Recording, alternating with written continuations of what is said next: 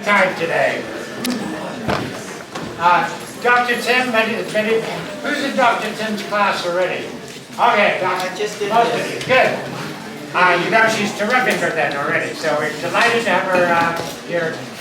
She's both new and old. She's new teaching this year, but she's been here before. So, delighted to have her. We're going to do critical thinking today, as you can tell. And what Dr. Tim is going to do is going to set the stage for what I do on Thursday. On Thursday, I'm going to be talking a bit about AI and the abuses and uses of AI and how it can support critical thinking and not degrade your critical thinking. And that's a big difference. So be ready for that. So before we begin, does everyone have something that says why critical thinking? Yes. Does anybody need another copy? Okay. Those of you who have the miniature guide, you guys can use that instead of that part of the guide.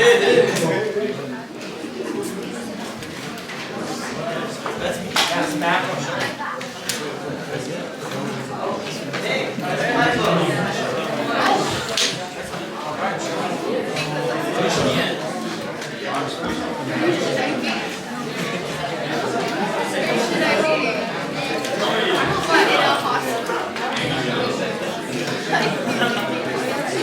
does everyone have this one? Why critical thinking? So you should have 3 handouts. You should have why critical thinking.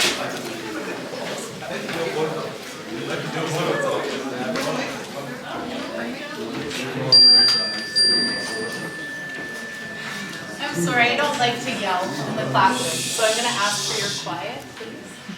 Thank you. You should have 3 handouts. You should have why critical thinking, why the analysis of thinking is important, and one that says taking charge of the human mind. So if you don't have all 3, just put up your hand, please, but you shouldn't need to speak. Why analysis?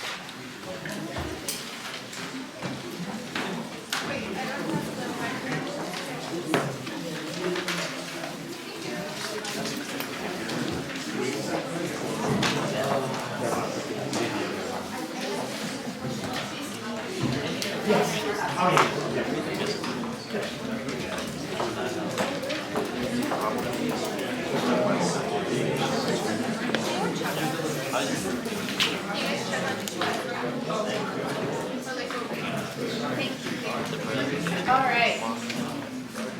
Are there any other announcements, Dr. McDowell, or should we begin? A couple of hands in the get ready. Okay. Okay. Are there any other announcements? Final announcements. Remember, we'll give you a break about halfway through. Please do not take calls or texts while writing tests. You know that, right? Yeah. Okay, good. Yeah. Thank you. In fact, I'm going to go one step further and ask you to put away your devices entirely and take your phones off your person. So please don't even have them where they're going to fidget with your body or anything like that. But go ahead and put them in your backpacks or even on the floor. I know that seems sacrilegious, but learning is a sacred time. And it's actually a special honor to be able to come and work with our minds today. So I am going to ask you to please be quiet so that we can hear each other.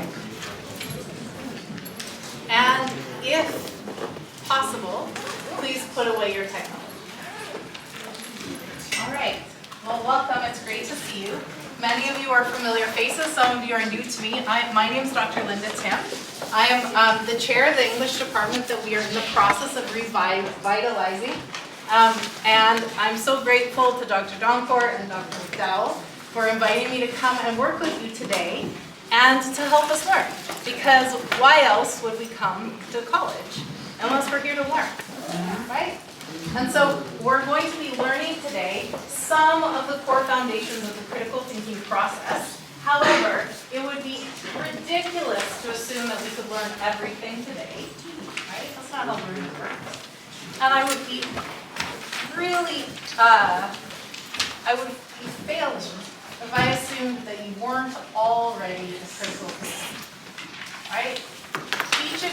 critical thinker to some degree, in some capacity of your life, but our goal as learners is to become intentional and consistent with our thinking so that we're able to apply it in multiple domains of our lives, right?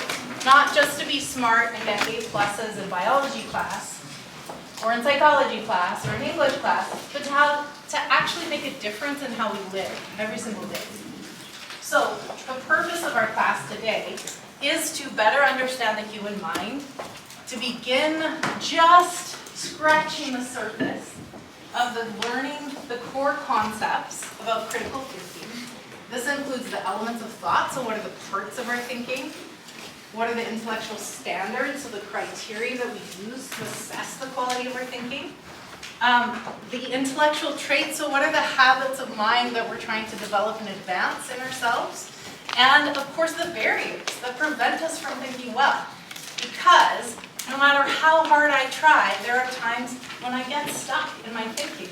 And I suspect that you know what that feels like. And so we're going to be grappling with these different concepts, but most importantly, our goal today is for you to think about your thinking. So, this session today is designed for learning, which means that the more time you spend actively engaged in the intellectual work of this class will directly correlate to how much you learn. Because, shockingly, I can't do the learning for you, right? Wouldn't that be amazing if I could just delegate my learning to someone else, right? Yeah, I wouldn't have had to do 3 degrees, right? And you probably wouldn't have to sit here in class. But the benefit of showing up is that you're the one that gets to exercise your brains. No one else can exercise your brain for you. And it's such a privilege. So, it's designed for learning. If you're engaged, you will gain from that. And the activities will help you in the practice of disciplining your mind. So let's get started. First of all, I'm going to ask you, what do you think critical thinking is? How would you describe this word, or these 2 words, of critical thinking? What is it? And I know some of you are in my class, some of you are in my English 201 class, you're like, oh, Dr. Tim, you primed us for this. Yes. Let's hear from someone who's maybe not in my class. What do you think critical thinking is?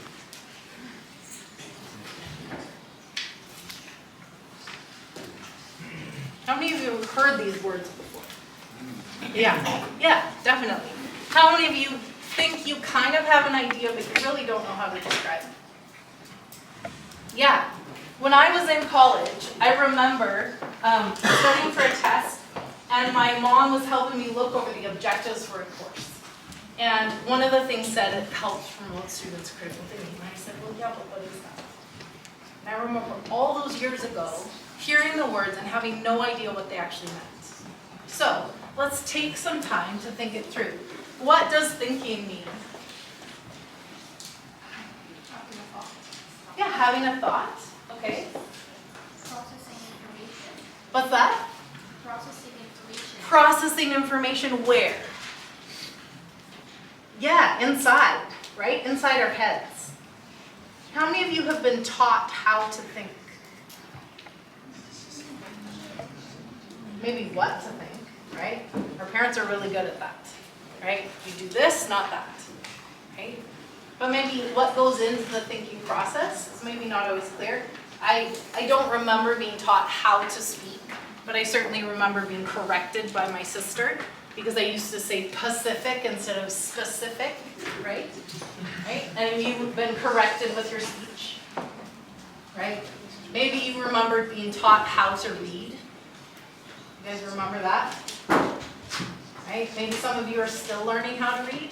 I am, right? I've been at this a long time. Yeah, but isn't it interesting that one of the core foundational things that we just grow up doing, thinking, nobody necessarily teaches us how to do it. So, if we're interested in what critical thinking is, we have to also ask, why does it even matter? How is it important to us? And how does it actually improve my learning and my life? So critical thinking is not a new concept. That's one thing I want to say clearly, is that Socrates, who's a Greek philosopher and a teacher more than 2,400 years ago, said that actually if we ask questions in a probing, consistent way, that's one way that we can develop our critical thinking abilities. But he also wasn't entirely systematic in how he did that. Francis Bacon is another writer who in 1605 wrote a book on critical thinking, which was the advancement of learning. And there have been many other sources, right, across time, because critical thinking is not new, even though it may seem like it's a buzzword, right? It's not a new thing. But in many respects, you might say that critical thinking is the awakening of the intellect to the study of itself. What does that mean? To study yourself and to study your own thinking. Because as humans, we live in our minds. And I don't know about you, but sometimes I wish and have wished that I could get out of my mind, right? I could escape my thinking because I go in circles with it. So, Milton, who is a famous English poet, said this. He wrote Paradise Lost, which is a story about the fall of mankind, of humans from the Garden of Eden. And he says this: the mind is its own place, and in itself can make a heaven of hell and a hell of heaven. How many of you have sometimes been in your own hell? Yeah, right? Sometimes we really get stuck. And so how do we, with our process of thinking, escape or find other ways of seeing through the ways that we get stuck? So I'm going to ask you to pull out a piece of paper and a pen or a pencil. And we're going to do a short activity right now. I'm going to ask you to think for yourself. All right? So pens and pencils ready, pieces of paper. We're going to take about 4 minutes for this exercise. And when I'm finished, I will ding the chimes up here so that you know that we're finished. But also, I'm going to ask you to respect other people's need to think. So in other words, unless you're invited to speak together today, which there will be times that we'll be talking through things together, I'm going to invite you to just spend time focused on your own thinking and your own writing and learning practice. Okay? So this is the first activity we're going to do. I'm going to ask you to think about your thinking. So to begin thinking about your thinking, I'm going to ask you to make a list of any problems you believe currently exist in your thinking. So try to be as explicit as possible. The more problems you identify, the better. And for each problem you identify, so make the short list, then I'm going to ask you to complete the following statement. So you may have made a list of 5 big problems in your thinking. Then I want you to do this 1, 2, 3 steps. So one problem of my thinking is I freeze every time the teacher calls on me in class because I'm afraid of being wrong. This is a problem because, take time to elaborate on that. And then third, if I adequately address this problem, the quality of my life would improve in what ways? So the following ways. All right? So we're going to take just a few minutes, 4 or 5 minutes to write. Go ahead.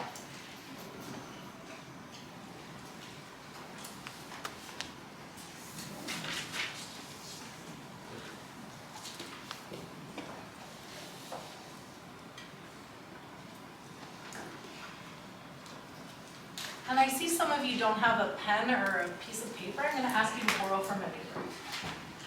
Okay. Do you have some paper that you can share? Yeah. Thank you, or a pen. Great. Anyone else need some paper or pen, pencil?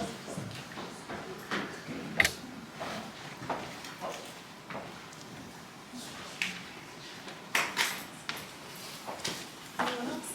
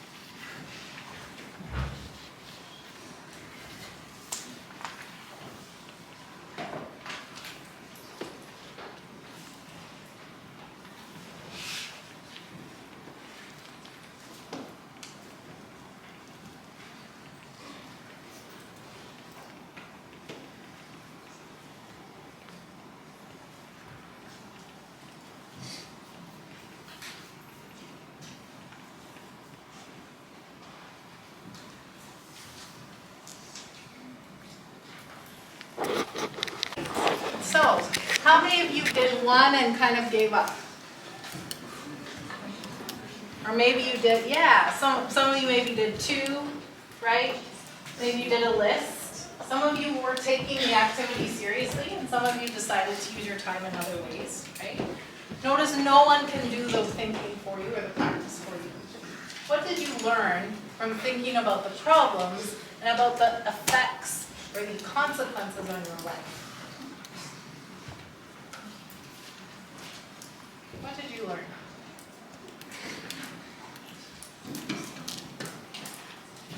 Anyone? Yes. I feel like when I think I have switch between thoughts a lot. Yeah. I feel like if I was able to slip up and then time, I'd be able to Oh, yeah, that's a powerful realization, right? Is that sometimes it's not a problem with your thinking per se, it's a problem with what the many things that you're thinking, right? So how do you focus and concentrate on? Yeah, that's powerful. Thank you. Yes, Lana. I like an instant gratification problem. Like we're so used to just like getting things like right away. Like when you're trying to focus on something, it's just hard. It's like, oh, it's not like an instant like I say it's dopamine, whatever. Yeah, the instant rush, right? Oh, that's a problem. How many of you found that it was actually kind of hard to concentrate for just that time? It wasn't even 4 minutes, by the way. It was about 3.5 minutes.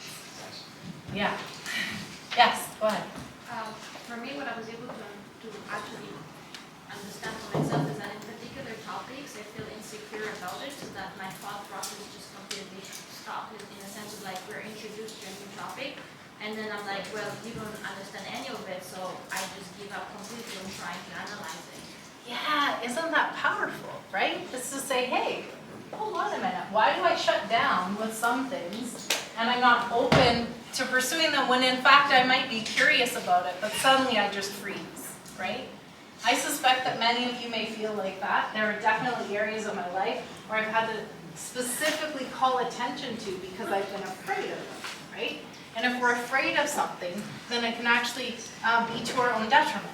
So as we continue thinking through the mind, I'm going to ask you now to turn to your handout that says The Thinker's Guide to the Human Mind. And we're going to do some reading together. And so we're going to take some time to think through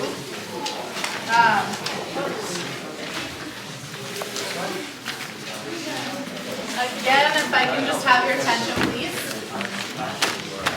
So The Thinker's Guide to Taking Charge of the Human Mind. So I'm going to ask you to work in pairs. And I'm going to ask you to go ahead, eye up someone, give a little nod or a little wink. Might be someone beside you, it might be someone behind you, that's okay. We're going to mix things up a little bit. Once you have identified who you will work with, go ahead and acknowledge who is person A and who is person B.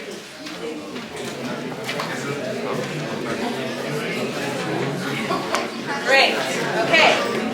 I can hear person A and person B. Huh? You want to be partners? Yeah, sure. Okay. You want to be A or B? Let's go B.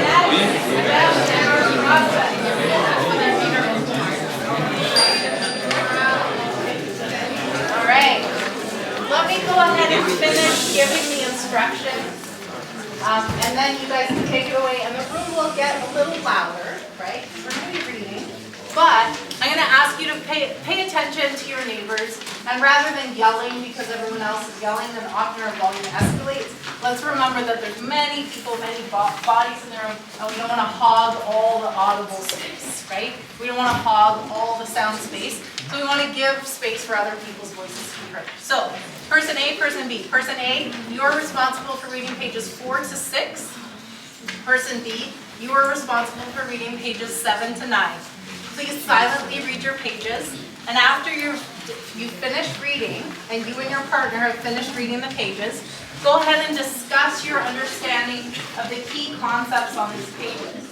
And we're going to spend some time afterwards discussing how you understand these concepts, how they help you understand your own learning and your own thinking as a student.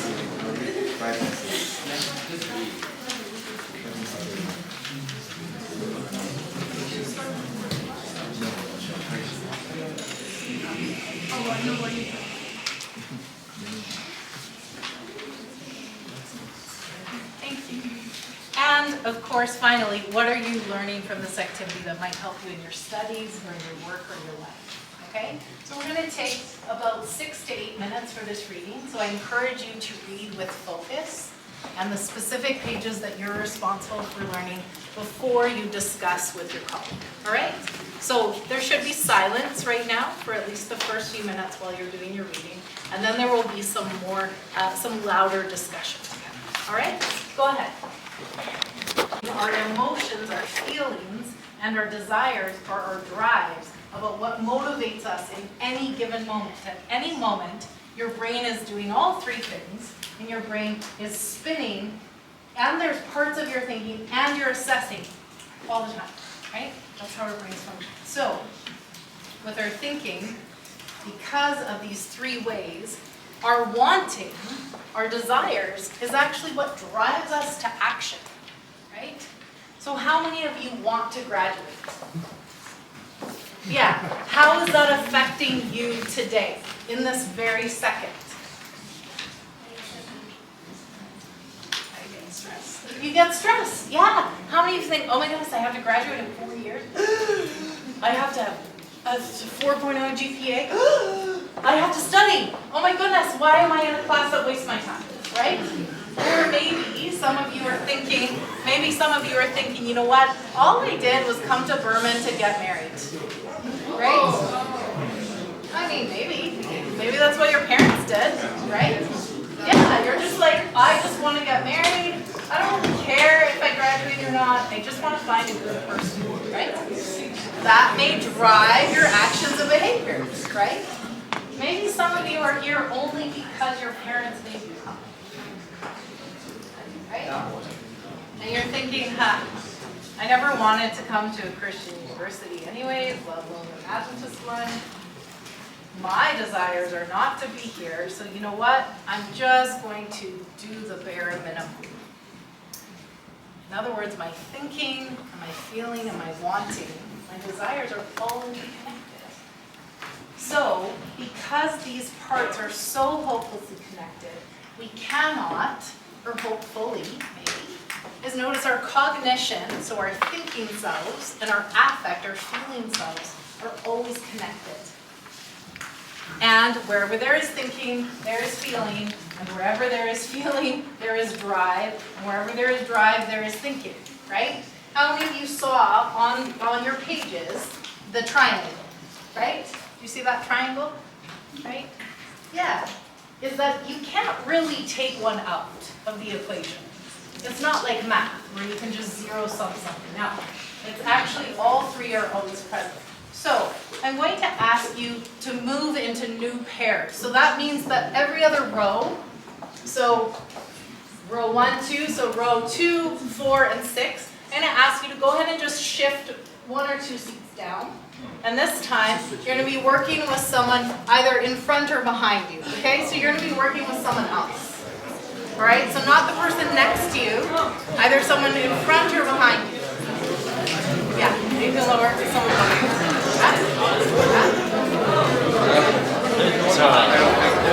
What's your name again? Daniel. Oliver? John. Take a break. Okay? What did they want to do? You want a partner? About to ask You you need that. a partner? Okay. You can come over here. You might go over it again real quick. I didn't know that to move our bodies required so much talking. Interesting, right? Thank you so much for highlighting that. Is that we will each read one page. That's all right. Right? So person B, please read page 10. Person A, please read page 11. Take notes. There's no page 11 at all. Page 10's a diagram. Isn't that good? All right. So let's see. You guys read to page 9. You read to page 9. Okay, well that's fine. Look at page 10 together and discuss. Not a big deal. All right? Look at page 10 together and discuss it with a new partner. I don't know. To share, how does this apply to your studies? Or how does this information that you've just been reading about, and these three concepts, how do they apply to your life, to your personal life? Three people. Who would like to share? I can call them. Yes. Go ahead. So what we figured out is that at the end of the day, regardless of how much you think your thoughts and emotions control you, to all of these things, your studies, your work life, your personal life, it's all about a decision you have to make. So you can think something about a certain situation, you can feel something about this certain situation, but you have to decide how you act upon it. So you actually have to do something with it. Yeah, that's powerful, right? Is that assumption that we can just think and think and think and think and think. I don't know about you, but who is up late with the rabbit holes of mind, right? And nothing ever comes of it, right? It's just we think and think and think. So how do we do something? So action. Yes, thank you. Two more people. How does this affect your personal life or maybe your studies? Yeah. You're in control of what you learn, and it's up to you whether you take actions, actually study, actually show up to your concerns, show up to your class. If you're in control of what you do, so. You control what you do. No one else can do that for you. Oof. Oh, that's kind of uncomfortable, isn't it? I mean, I got so used to my parents telling me that I had to do something, and then I have to be responsible for it myself? What? Right? Yeah, you get to decide what you do. And then we had one in the back. Yeah. I think the main idea, whether it be personal life, workplace, studies, whatever, is that if you're not in control of your thoughts, you're not in control of your life. I mean, you can think and not be in control of what you're thinking. Yeah. Yeah, and there's a time for that, right? Sometimes we just want to daydream a little bit. Sometimes you just want to speculate. Sometimes you want to have some fun and creativity. But you want to do so with purpose, right? Rather than your brain controlling you and what you do. So we could think about critical thinking, perhaps. We could think about it as the art of analyzing and assessing our thinking with a view to improving it. So, how do we creatively explore the parts of our thinking? Taking it into parts and assessing it, evaluating and exploring what is really going in our minds, what is really going on in our minds. So we're going to take a short break. How long is the break? 5 minutes. We're going to take a 5-minute break. I look forward to seeing you back. I agree with that, or they don't know what they're talking about. Let's figure it out together, okay? And maybe you have a different interpretation of that sentence. So discuss together.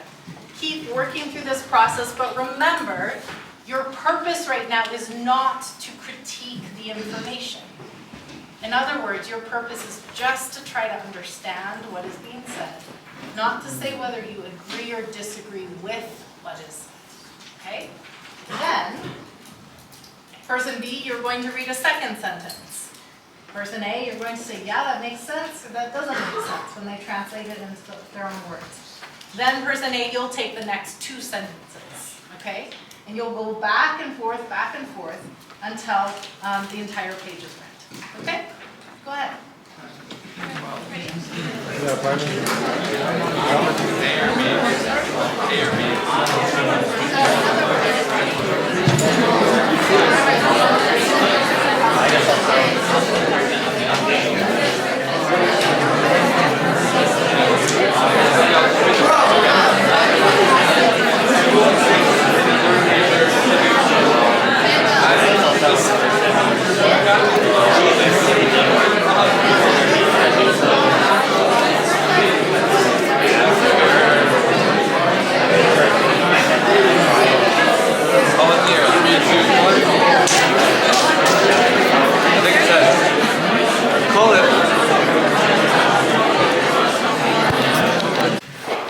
That's something you can use to assess yourself. But more interestingly, I'm interested in what you learned from reading this page. So, what important ideas did you gain from this one page of reading? To go back to our question, which was, why concern ourselves with thinking? What did you learn from this information you just read? Yes.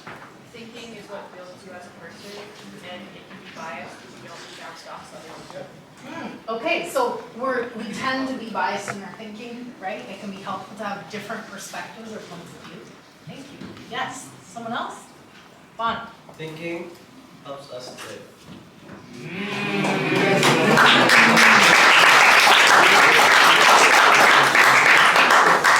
The quality of our thinking determines the quality of our life. Yes. Living helps us think.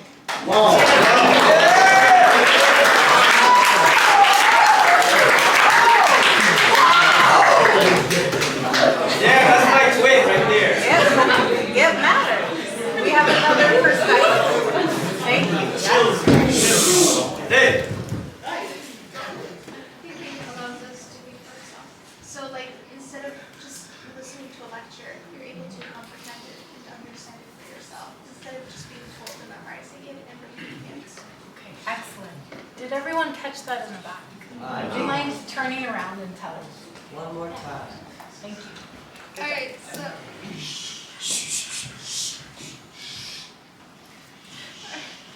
Alright. So what I basically said was that for critical thinking, you're able to think for yourself. So you're not just listening to the lecture, you're not just memorizing the information, you're able to understand and do the important things that you want to do. So if you have an opposing view, you're able to use your critical thinking and see what you disagree with and what you don't. If you're just listening to the lecture and you're just taking notes and you're just memorizing, you're not really thinking. You're just memorizing. Right. You're not Yes, yeah. Self-sufficient. I like it, Sarah. Thank you. How do we become self-sufficient in our process and in our thinking, right? Because when we are dealing with our thinking, whenever we think and we're dealing with parts of human life, we're always dealing with thinking, right? Every part of our life is related to the quality of our thinking. And so thinking is the way that the mind makes sense of the world. And everything we know, believe, want, fear, or hope for is what our thinking tells us, right? However, most of the world's problems are actually caused by or exacerbated by the problems in human thinking. And I suspect you can think of a few. One of the challenges is that, well, you can either agree with me or be wrong. Right? How many of you think that? Or have encountered people who think like that? Right? Yeah. Right? I mean, obviously I'm right, because I'm a teacher. Right? So that's one thing, and this is a really grainy image, but I think it's so good, is that every time I try to see things your way, I get a headache.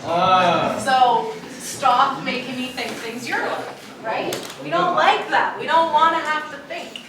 Because if you consider these human problems, I'm sorry, for some reason it is not loading, but there are many problems, including the problems of hunger, of poverty, of homelessness, of global warming, of torture, of murder, and the list goes on of human problems, right? You can think of many, many problems that are the result of human thinking. You can pick your poison. Is it the problem of personal debt, or do we want to talk about national debt? Do we want to talk about fanaticism?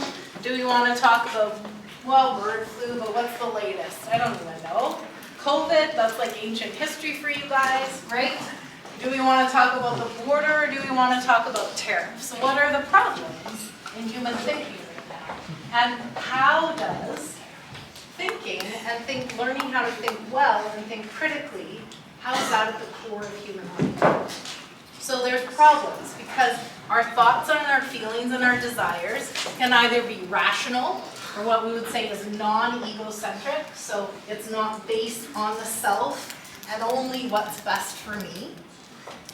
And that means that we're seeking to develop as a fair-minded person. What does that mean, to be intentionally and deliberately fair, even when we don't want to be? Yes.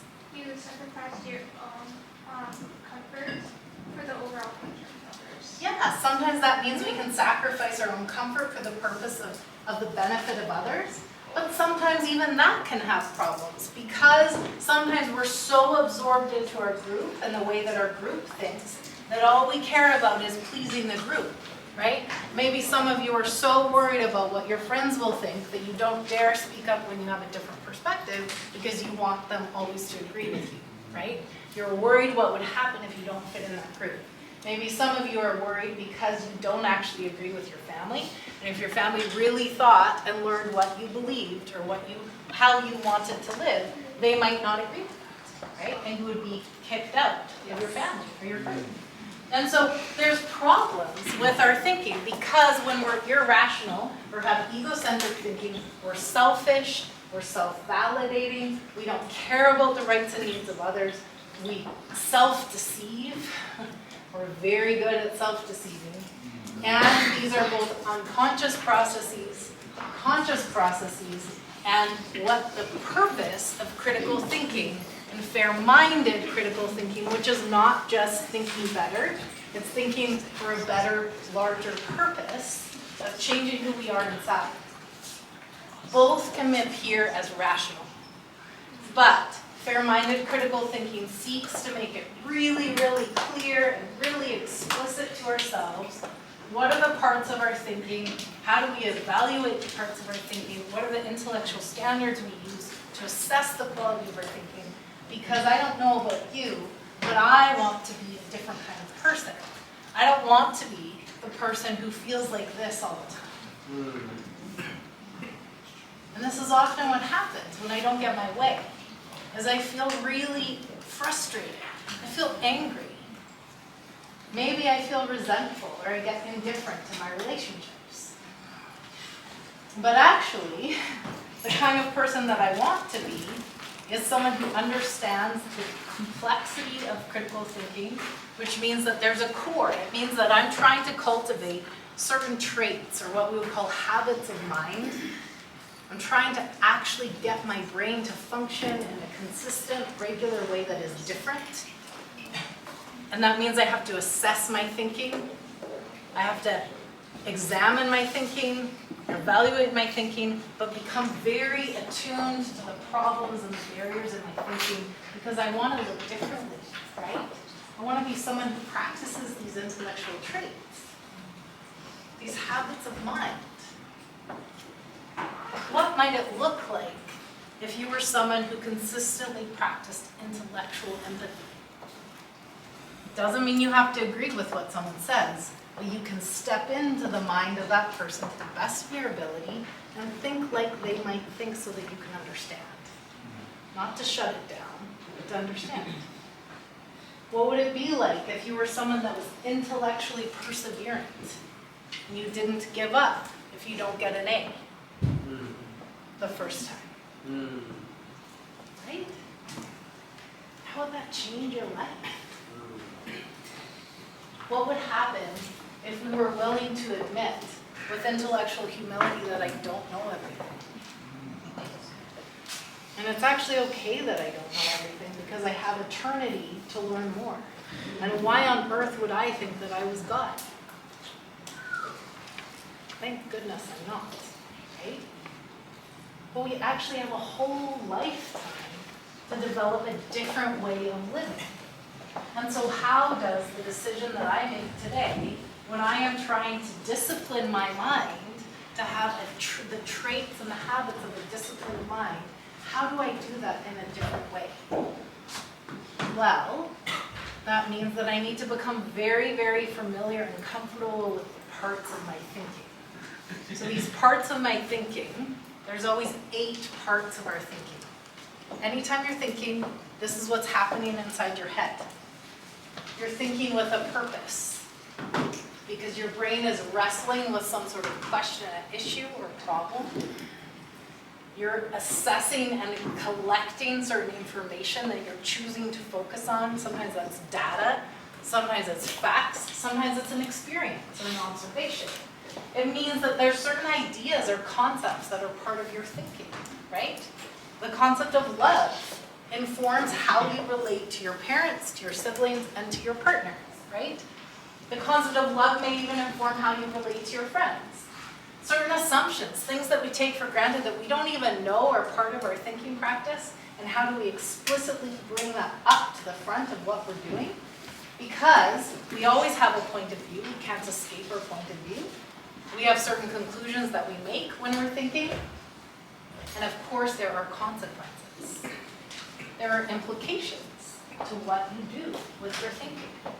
And those implications are the possible ones, but then there's the actual thing that happens, the consequence of it. So maybe you're thinking about that test tomorrow, but you're also thinking about how you really want to spend time with that certain someone that you have your eye on before Thanksgiving break, right? Oof.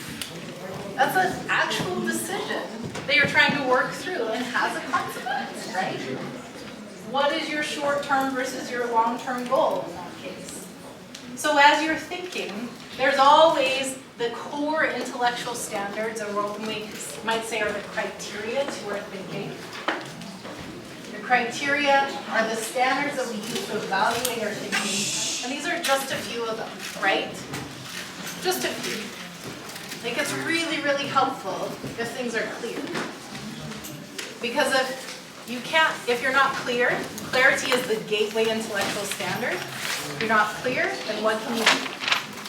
I suspect you're familiar with many of these standards. You use them every day. It's just maybe you don't make it explicit to yourself. So critical thinking is about learning how to analyze and assess our thinking and the quality of our thinking for our minds, because the critical thinking mind is the educated mind. It's a mind that knows what it's about. It knows what its purpose is. And to learn anything, you must actively bring it into your thinking. So, we didn't even begin to test the ways that you can use these parts of your thinking in your classes. But every single class is a certain way of thinking. In other words, when you're thinking about your thinking with a view to improving it, you might want to think to yourself, what would it mean if I were to think in terms of anthropological thinking, or mathematical thinking, or physiological thinking, or astronomical thinking, or thinking like a dancer, or a painter, or a sculptor, or architect. Every single discipline is a result of human thought. So how are you learning not only to control the thinking of your mind, but how your mind relates to the content of any course that you're studying, the content of every discipline that you're studying, and ultimately who you want to live as a person, who you want to be. So, I'm going to ask you to pull out a piece of paper again, and we have just a couple minutes left. So I'm going to ask you to write down, in your own words, what is critical thinking? So to be clear in your writing, I'm going to ask you to first state, what is critical thinking? I'm going to ask you to elaborate. Take one step further in your thinking and say, in other words, it is this. And take a little more time. And then I'm going to ask you to give an example or an illustration about what critical thinking is, an example of when it functions or does not function. Or you can choose to give a word picture of what it's like. What does critical thinking like? I'll give you a minute to write, and then we have one more thing to do before you leave. Because shockingly, we have 3 minutes left, and I like to go all the way to the end. You're paying for this class, and I don't want to cut you short. So go ahead and focus on this activity.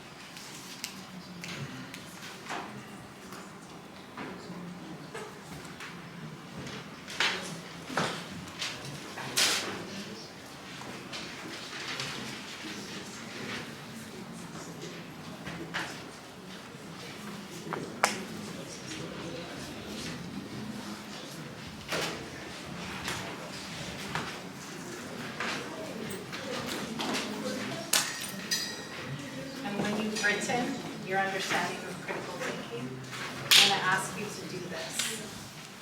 Sorry. I'm going to ask you to think about 3 lists. So what important ideas did you learn in class today? What strategies can you take with you into your next class, right? Your next classroom experience? And what are your questions?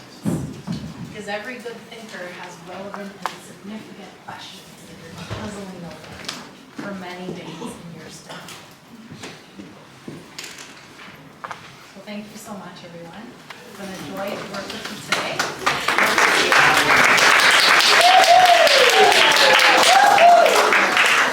For Thursday, I'm going to do something a little bit different. Against my nature, I want you to bring a computer.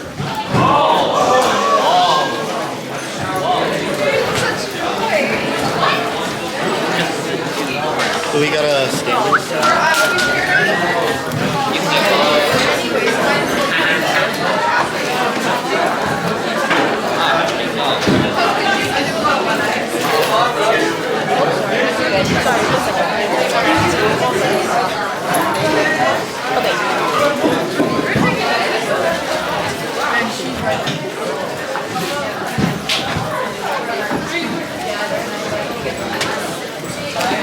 You want everything?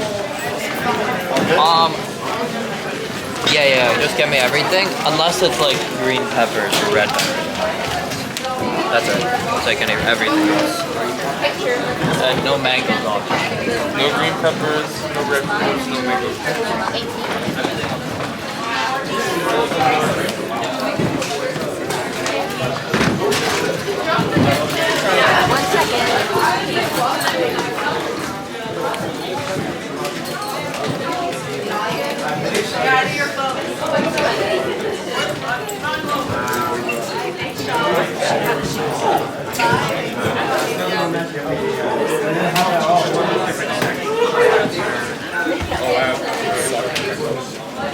Oh, futsal. I suck at that game. I was skipping like everything. Why? Bro, I'm too busy. I'm tired. Reading's coming up.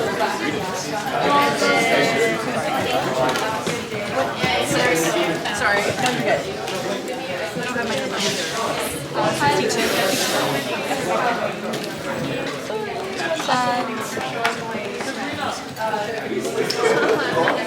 Number 75.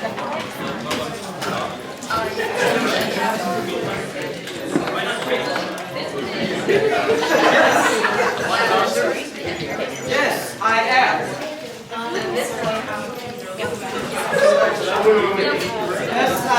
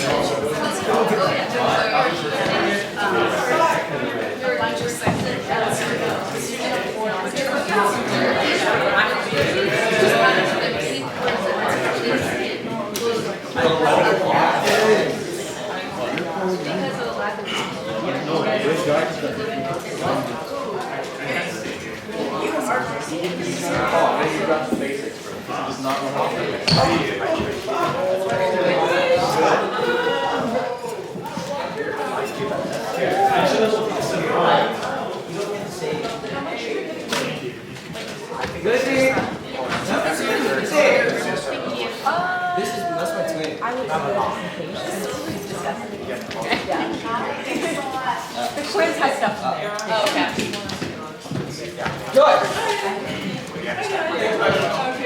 Way too much things to say. Wait, tell me. No, I'm just not going to. Okay. 93. Do you not have a card? I do. Oh, I just never really have it on me. Fair enough, yeah. I don't carry mine with me either. Yes, Nerys.